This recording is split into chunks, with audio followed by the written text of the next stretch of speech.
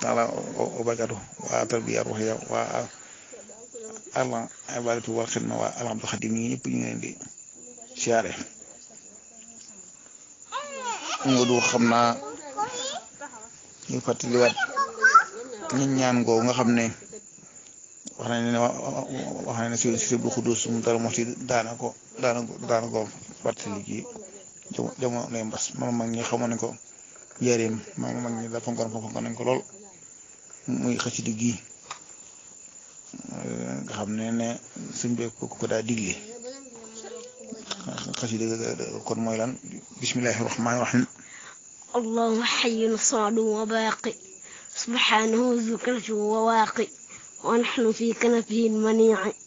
من كل شر وازل شنيع مستمسكين بالغياث أحمدا خير الأنام منتهى ومبتدا من قالها في زمن الوباء أمنه الله من البلاء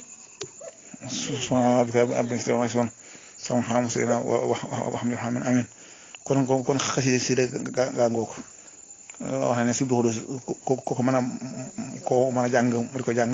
ku ko mën a jàng ñu bindal ko mu takk ko asalaamaaleykum wa rahmatullahi taala wa barakatuh